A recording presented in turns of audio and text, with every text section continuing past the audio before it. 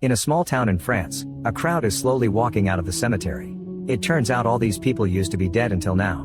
The locals watch them in shock, not understanding what's happening. The crowd never continues to grow larger by the second, so the town council arranges a meeting to discuss the situation. The mayor reveals that dead people are coming back to life in every country, yet nobody has found an explanation for this phenomenon. It's been estimated that 70 million people have been revived around the whole world. In this little town, the resurrections lasted for a little over 2 hours, ending with almost 13,000 returned that are now wandering through the streets. By checking the cemetery register, the council learns that the revived crowd is formed by people who died in the past 10 years. There are both men and women and people of all ages, but more than 65% of them are over 60 years old. The only thing they all have in common is their health. Their bodies are in a perfect state and any pre-death sickness is gone. To keep such a huge crowd off the streets, the mayor decides to transform the local community center and the warehouses into shelters for the returned. It is important to keep them together in one place so they can identify them and send them back to their families.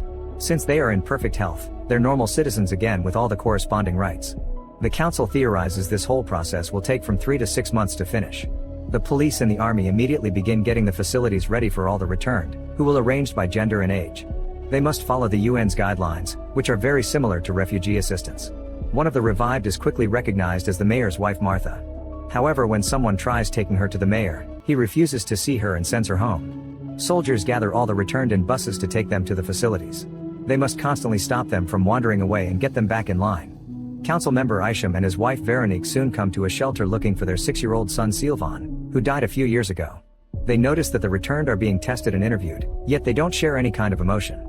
It seems they are always staring into the distance in silence and only speak if someone talks to them first. There's a mother who is presented with her revived baby and the shock leaves her frozen, so a nurse tells her she can take the kid home now or leave him in there until she's ready. Isham and Veronique show a picture of their son to a soldier. When he finally brings Sylvain over, the couple is shocked to see he hasn't aged a day. They're also told he can stay here until they're ready and visit him as often as they want.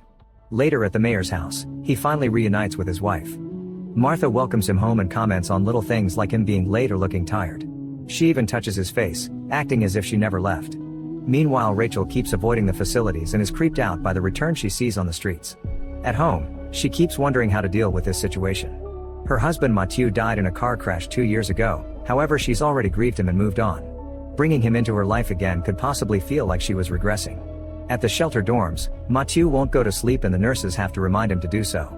Sometime later at work, Isham points out Rachel has been avoiding him, but she just makes up a bunch of excuses while feeling uncomfortable by a returned working at the cafeteria. Isham shares details about his time visiting Sylvain and how happy he is to see him play again as if he was never dead. He also asks Rachel about her husband, but she quickly changes the subject. A few days later, the town council holds a new meeting to discuss the issues that are arising because of the returned. They're facing a potential housing problem, not to mention unemployment. Even if they could find positions for all of them, the returned are slow and don't communicate well, so there's no guarantee they could keep that job in the first place. The way the returned function is quite peculiar since sometimes they suffer from effects similar to the symptoms of a concussion, like disorientation and sleep disturbance. However, their motor functions work just fine. All these symptoms come and go, almost as if they were in a latent period. The doctors have also noticed that getting a job allows the state of the returned to progress and get healthier, so even if the reintegration project is putting a toll on the council's budget, canceling it would bring worse consequences. In the meantime, Mathieu is working as an architect again, but the issues soon appear as the council predicted. He is very slow, lethargic, and only speaks when someone else talks to him first. During meetings, his slow speech makes it hard for the others to know when he's done talking. Although Mathieu is already part of the town life, thanks to his job, Rachel hasn't tried to contact him yet and he sometimes watches her through the window. One afternoon, Rachel sees Sylvain standing in a bush while staring at nothing, which creeps her out. Veronique quickly arrives to retrieve her son and sends him back to playing with other kids in the park. While Veronique watches him, Isham arrives and mentions they should bring Sylvain to live with them already. However, Veronique feels uncomfortable and announces she's going home, saying she's tired as an excuse. Isham brings their dog to play with Sylvain and notices how the animal would bark at the elderly returned. Sometime later, the council discusses a new issue. The elderly returned wander off a lot and it's hard to keep them in the facilities or in their homes, no matter if it's night or day. They're not very aware of their surroundings, so a simple walk is dangerous for them. Since they are retired, they don't work either. Experts theorize they may be looking for a familiar place, or it could just be a response caused by the trauma of dying. Studies show that these particular returned are full of energy and are very resistant to infection, probably because their body temperature is lower than a regular human's. To deal with this, Dr. Gardet develops a medicine that helps them sleep better at night and move less during the day. This product is quickly licensed and marketed so every family can access it. Garday also makes tranquilizer darts with this medicine for the soldiers, explaining it works as mid-sedative only on the returned. A normal human would sleep for 2 days and wake up sick, taking days to recover, so they need to be careful about who they shoot. One night while watching the returned, the soldier tells Garday that some of them are only pretending to sleep. Suddenly Garday notices Mathieu dressing up and leaving the facility. The soldier explains that Mathieu does that every night and that he's just going to work. Finding this strange, Garday decides to follow Mathieu. At the office, Garday is surprised to find a group of returned having a meeting and chatting normally. The security guard tells him they do this every night. Sometime later Rachel is going home after work and notices Mathieu following her. She doesn't dare to say anything and neither does Mathieu, so they start heading home together in silence. Garday follows them in secret because he's been studying Mathieu's behavior. At home Rachel still feels uncomfortable by her husband's presence, so she immediately hides in her room. Meanwhile the mayor throws a party to reintroduce Martha to the rest of the family. She's happy to see everyone but doesn't eat, claiming she's never hungry in the evenings. Suddenly she turns around as if she heard something and leaves to walk into the garden. Her caretaker reveals she spends her entire days walking around the yard with no purpose. The mayor follows Martha and tries to bring her back, however she ignores him and just keeps going, only stopping to say hi to her granddaughter. That night, Rachel finally approaches Mathieu and they manage to have a conversation.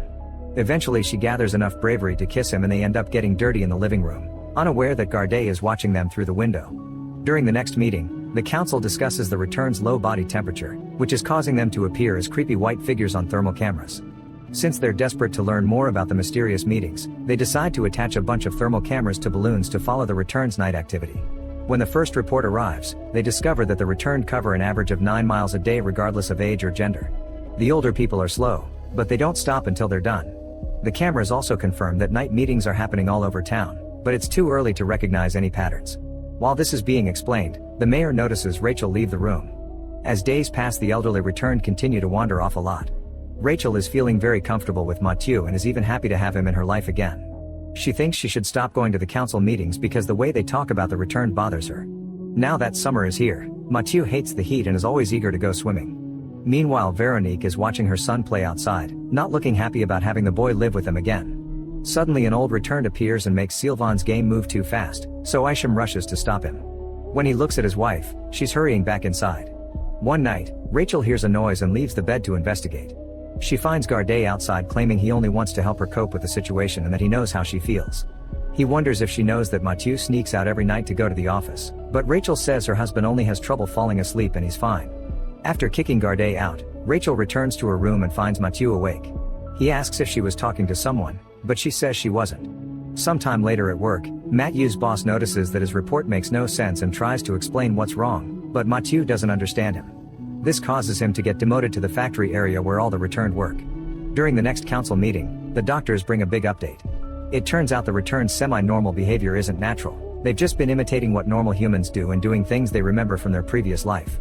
This means they can't take on responsibilities and are only capable of learning very simple tasks if they're properly trained. They'll have to decide if the returned must be taken out of society or if they can find a very specific niche for them. A few nights later, Mathieu wakes up and leaves the house without Rachel noticing. Garday follows him and this time he gets close enough to the night meeting. The returned are all talking at the same time, discussing routes to take while pointing at maps. At the same time Sylvain has been banging on the front door for an hour, desperate to leave the apartment. Veronique eventually drags him away and tells Isham that they should consider the government's special education program for the returned kids since she believes Sylvain scares the normal kids. However, Isham doesn't trust the council. When Veronique tries to give Sylvain another dose of the sedative, Sylvain keeps turning his head away and an angry Isham stops her. Getting upset, Veronique says their son only wants to leave them and it's as if he never really came back. Meanwhile Martha takes a chair to the garden and tries to use it to jump over the fence, but the mayor stops her just in time. The next day the mayor shares his situation with Rachel. He's worried that one morning he'll wake up and Martha will have disappeared. He admits he locked Martha up in the bedroom last night and that lately she scares him. Rachel refuses to talk and when the mayor asks her about Mathieu, she walks away. Meanwhile at work Mathieu starts having flashbacks of the day of his death, remembering he left with the car after a fight with Rachel. Eventually Rachel goes to see Garday, who shows her a video of Mathieu's first interview. He seemed sharper than the others and answered the questions about his past perfectly, but spontaneous speech failed him. He also didn't understand that he'd been gone for 2 years. Rachel wants to know how to help her husband, however Garday tells her she must come to terms with the fact Mathieu will never be normal again. Upset and frustrated, Rachel storms out. When she gets home she discovers Mathieu is gone. At Isham's home, Sylvain looks out the window at an elderly man in the backyard. At the same time, the mayor wakes up when he hears Martha getting out of bed, but she convinces him to go back to sleep before she sneaks out of the house. Moments later at the park, a security guard notices the returned gathering and tries to send them home, but they ignore him. Suddenly something blows up behind the guard. Soon explosions begin happening all over town, causing dangerous fires. Meanwhile, all the returned are leaving their homes and gathering at a tunnel. This is the plan they discussed during the meetings all along. Mathieu stares at the returned going down the tunnels and decides to go back. Soon the mayor finally notices his wife is missing and goes out in his car to look for her. He finds her leaving with other returned and immediately drags her into the car, but the others surround the vehicle to stop them from leaving. Martha asks him if he's tired and if he wants to go with them, so she advises him to let go. In just a second the mayor dies and becomes a return too, so the couple joins the others hiding in the tunnel. A few hours later the news announced that the explosions didn't hurt anyone and a curfew is now in force on the whole country. Nobody knows where the returned have gone and people are told not to go looking for them. Sylvain still wants to leave and Veronique thinks they should free him, but Isham refuses. Getting desperate, Sylvain ends up jumping. Isham cries as he sees the body on the ground, thinking his son is dead again. However, Sylvain is fine and walks off to join the other returned. Determined to fight back, the military prepares grenades filled with a particular chemical that can put the returned in an irreversible coma. Soon they find a group of returned trying to reach the tunnels and start gassing them, making them fall unconscious one by one, including Sylvain. Meanwhile, Mathieu returns home and tells Rachel that the day after the fight, he left work early to talk to her and apologize. However, he didn't find her at home and went looking for her, driving so fast that he ended up in the crash that killed him. Overwhelmed with guilt, Rachel has a breakdown. The moment is interrupted by Gardet breaking into the apartment. Mathieu hears him, so the couple escapes through the window. While hearing the gas explosions in the distance, Rachel follows Mathieu into a tunnel. After wandering for a while, she cries as she kisses him goodbye. Mathieu leaves and Rachel has to go home alone. On her way back, Rachel watches the soldiers take the unconscious returned back to the cemetery. Each body is left on top of their corresponding grave and they slowly disappear. Make sure to subscribe and turn on notifications so you can watch more videos like this. Thanks for watching.